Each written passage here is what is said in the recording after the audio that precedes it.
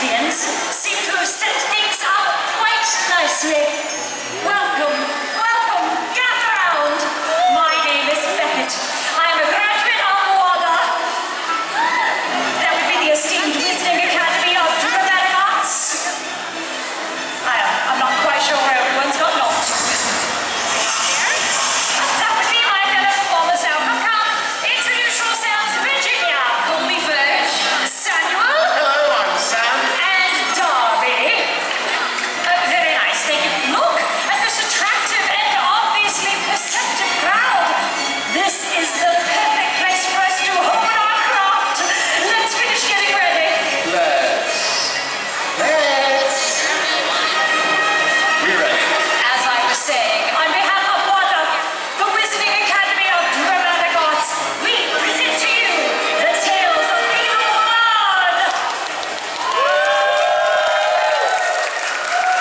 We are a group of classically trained performers and puppeteers, constantly looking to perfect our artistry. Well, we certainly don't do it for the money. Absolutely not. We do not accept payments. This is about art. Ladies and gentlemen, the Wizarding world is filled with tales of courage, Gallantry. friendship, hope, and explosions!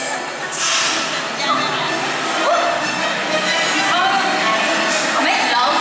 And some of the most famous of those tales come from a man who lived over 500 years ago. His name was Beedle, and he had one of the most luxuriant beards. Sam and I hardly think that they cared about his beard. His luxuriant beard. Truth be told, I would wager a ring us while stacked with galleons that there's not a child raised in the wizarding world today who doesn't know about the tale of Beedle. The walnuts, Harry, The wizard in the humming pot. Rabbity, rabbity. And the crackling stump. Are you both quite finished? I would like to continue before my patience runs out. Would you look at that, though? What's that, sir? That is Beckett's patience running out. Sorry. Let's do what we came here to do. What's that? Right? Theater.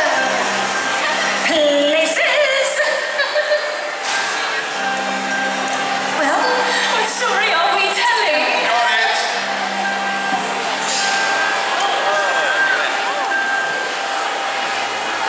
Ladies and gentlemen, this tale is undoubtedly one with which you may be familiar.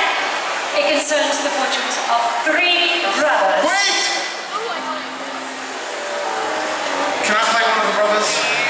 I never get to do it. I'm always, You can be the second brother, but be careful. I'm always careful.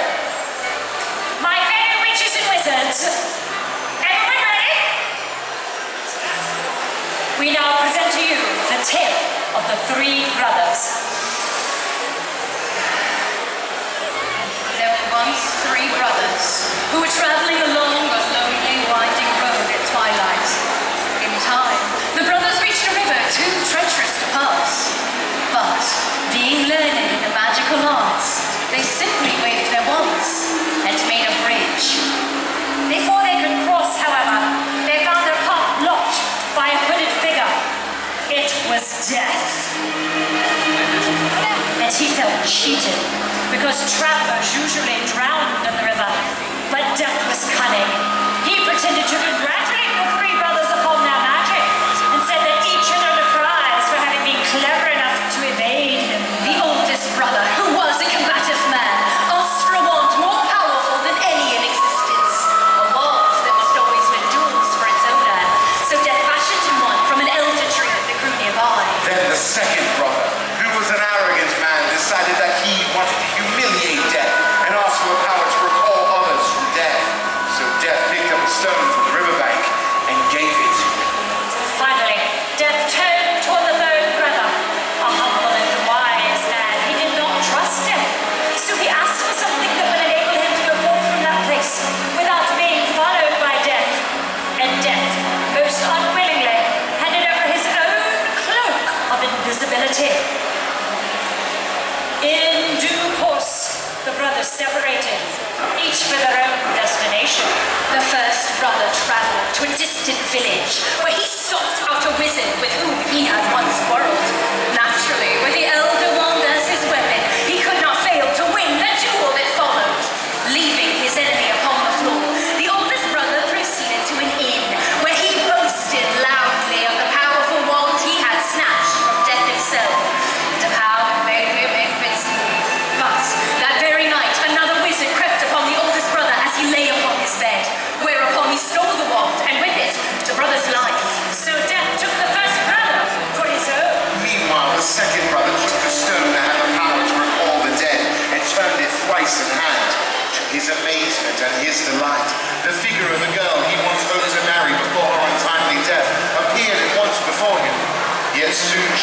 sad